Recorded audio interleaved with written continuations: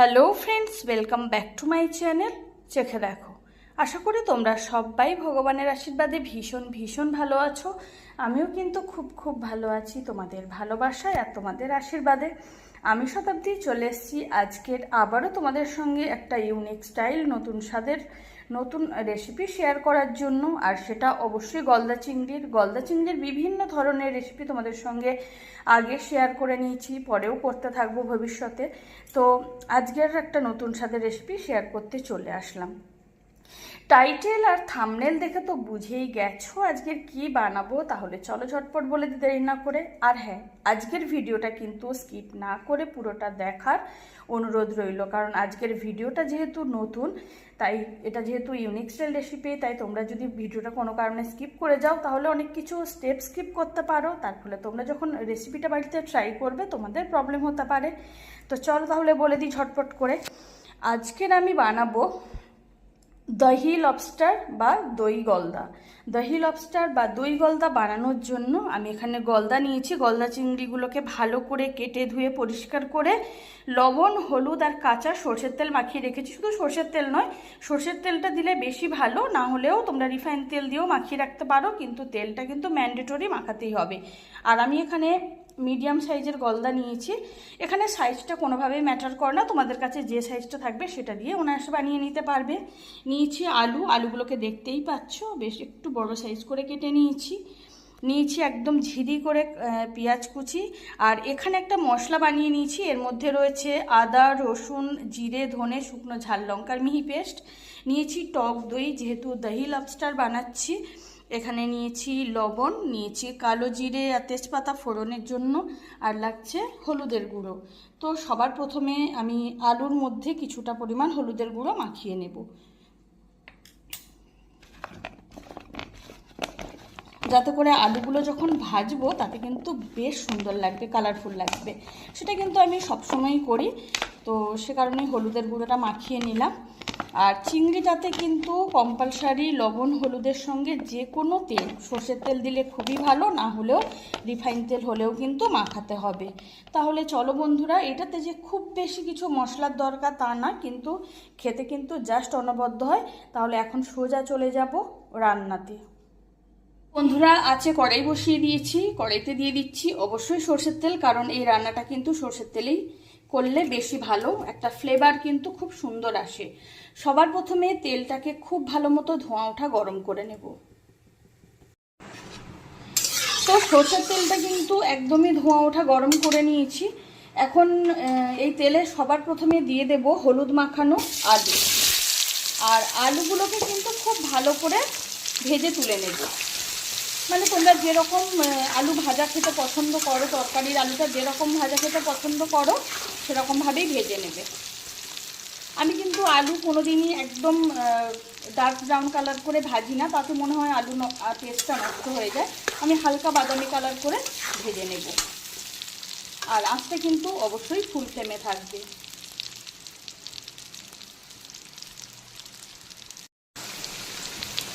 আলুগুলো কিন্তু আমি হালকা বাদামি কালার করে ভেজে নিয়েছি। আমি এর থেকে কড়া করে ভাজবো না, আলুটা একটুখানি তুলে দেখালে বুঝতে পারবে। আমি ঠিক এই রকম করেই আলুগুলো ভেজে নিলাম। তো আলুগুলোকে একটা ভাজতে হাতার সাহায্যে আমি এখন তুলে নেব, যতটা সম্ভব এভাবে তেল ঝরিয়ে তুলে নিতে হবে। যেহেতু দহি লবস্টার বানাচ্ছি বা দই গলদা বানাচ্ছি, তো সেক্ষেত্রে তেলের পরিমাণটা একটু কমই দিতে হবে, কারণ দই থেকে তো একটা তেল তো ছাড়ে, সেটা তো আমরা সবাই জানি। তো এখন আলুগুলোকে তুলে নিলাম তেল থেকে। আর এই আলু ভাজার তেলেই এখন দিয়ে দেব লবণ, হলুদ আর কাঁচা সর্ষের তেল মাখানো গলদা চিংড়িগুলো।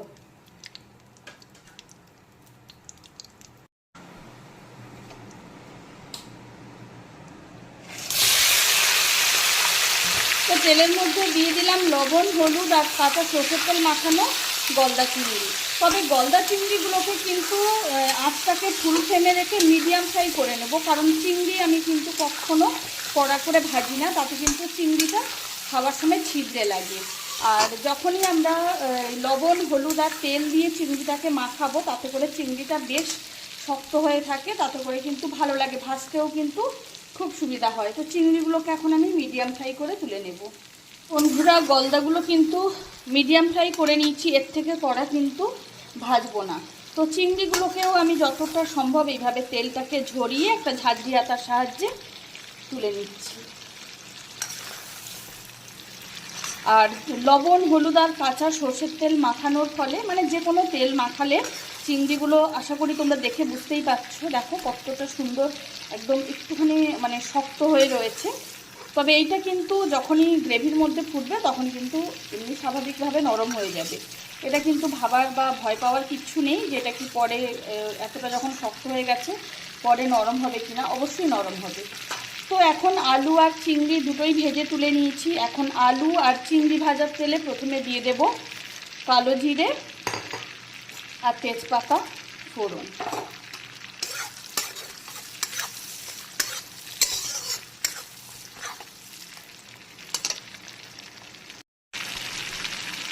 এখন দিয়ে দিচ্ছি পেঁয়াজ কুচি।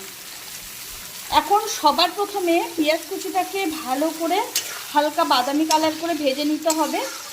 আর পেঁয়াজের যে কাঁচা গন্ধ, একটা নিজস্ব গন্ধ থাকে, সেটা চলে যাওয়া পর্যন্ত, আর ভাজা পেঁয়াজের একটা অপূর্ব মিষ্টি গন্ধ ছাড়া পর্যন্ত আঁচটা অবশ্যই আমি লো টু মিডিয়াম আঁচে অল্টারনেট করে করে রাখবো, যাতে পেঁয়াজটা খুব ভালো মতো ভাজা ভাজা হওয়ার আগে কোনোভাবে পুড়ে না যায়।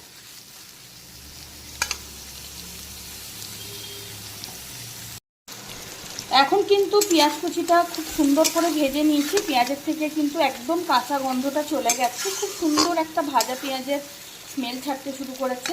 তো এখন আমি একে একে সমস্ত মশলা দিয়ে দেবো। সবার প্রথমে দিয়ে দিচ্ছি আদা, রসুন, শুকনো ঝাল লঙ্কা, জিরে ধনের মিহি পেস্ট,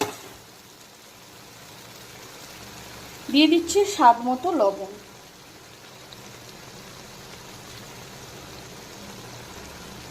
দিয়ে দিচ্ছি পরিমাণ মতো হলুদের গুঁড়ো,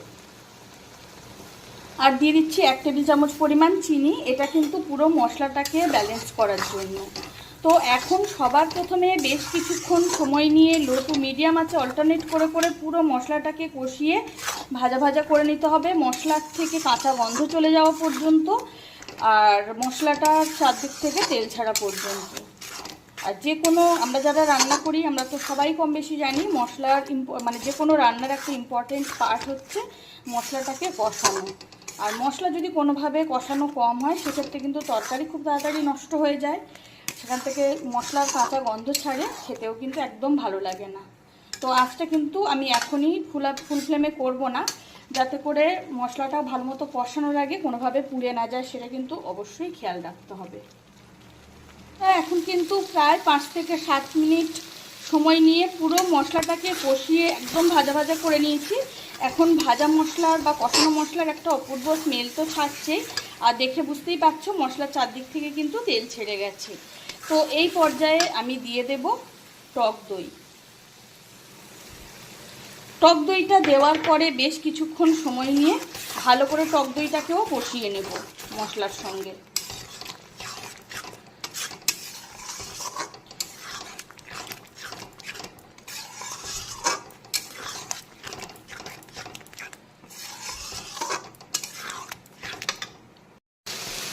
তো বন্ধুরা, টক দইটা দেওয়ার পরে আবারও বেশ কিছুক্ষণ কষিয়ে নিলাম টক দইটাকে। তো এখন আমি দিয়ে দেব ভেজে রাখা আলুগুলোকে বেশ কিছুক্ষণ সময় নিয়ে এই কষানো মশলার সঙ্গে আবারও কষিয়ে নেব, যাতে আলুটা ম্যাক্সিমাম সেদ্ধ কষাতেই হয়ে যায়, কারণ চিংড়ি দেওয়ার পরে তো খুব বেশি সময় লাগে না, তাই আলুটাকে যতটা সম্ভব আগে কষিয়ে চেষ্টা করতে হবে যেন সেদ্ধ হয়ে যায়।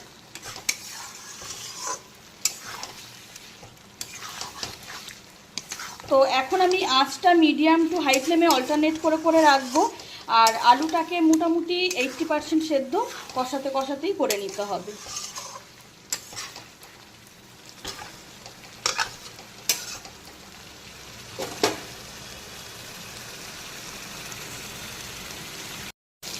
তো এখন আবারও প্রায় 5-7 মিনিট থেকে 8 মিনিট সময় লেগে গেল আলুটা ম্যাক্সিমাম মানে ভাজা ভাজা করে নিতে। এখন কিন্তু আলুটা প্রায় 80% সেদ্ধ হয়ে গেছে। তো এখন আমি কড়াইতে দিয়ে দেবো কিছুটা পরিমাণ ফোটানো জল। জলের পরিমাণটা এমন রাখতে হবে, যেহেতু দহি লবস্টার বানাচ্ছি, তাই জলের পরিমাণটা এমন রাখতে হবে যাতে করে পুরো তরকারিটা রান্না কমপ্লিট হতে হতে জলটাও পুরোপুরি একদম গামাখা হয়ে যায়। এটা কিন্তু ঝোল ঝোল একদমই হবে না। তো এখন আলুটাকে আবারও বেশ কিছুক্ষণ গ্রেভির সঙ্গে ফুটিয়ে নেব। এবার কিন্তু আঁচটা অবশ্যই ফুল ফ্লেমে করে দিলাম। আর আলুটা যাতে একদম 90 থেকে 95% সেদ্ধ হয়ে যায় সেটা অবশ্যই খেয়াল রাখতে হবে। আলুটা যখন 90 থেকে 95% সেদ্ধ হয়ে যাবে তখন আমি এর মধ্যে ভেজে রাখা গলদাগুলোকে দিয়ে দেব।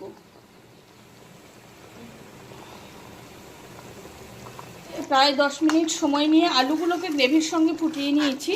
আর আলুগুলো কিন্তু দেখতেই পাচ্ছ গ্রেভিটাও ঘন হয়ে গেছে, আর আলুটা কিন্তু একদমই 95% সেদ্ধ হয়ে গেছে।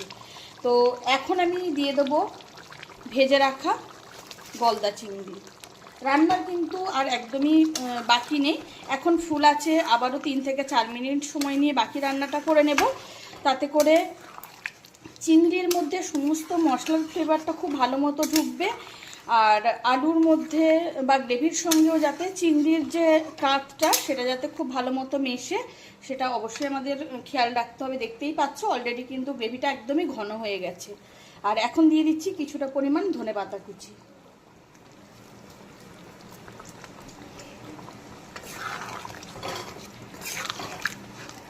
আর আঁচটা কিন্তু অবশ্যই ফুল ফ্লেমে রেখে বাকি রান্নাটা করে নেব, যাতে করে কড়াইতে সমানভাবে আঁচটা লাগে।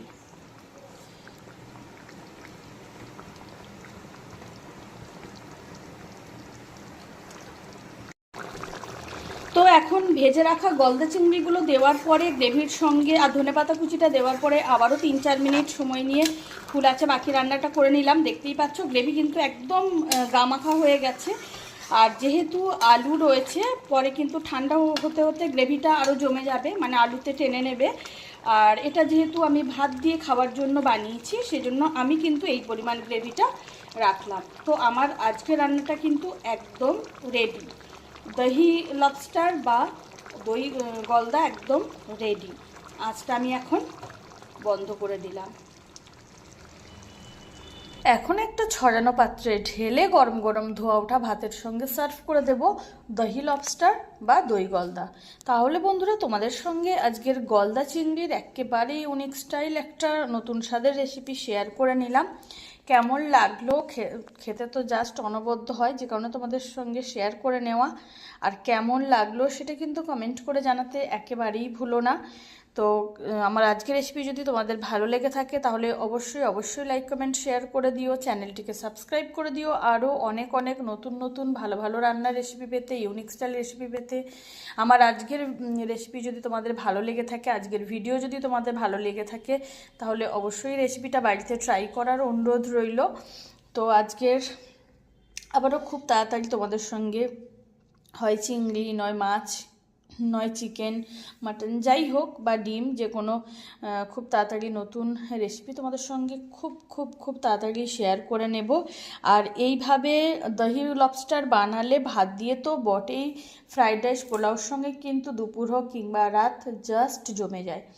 তো চলো বন্ধুরা, সবাই খুব খুব খুব ভালো থেকো, সুস্থ থেকো। দেখা হচ্ছে আবারও পরের ভিডিওতে। ততক্ষণ সবাই খুব ভালো থেকো, সুস্থ থেকো। আজকের মতো বিদায়।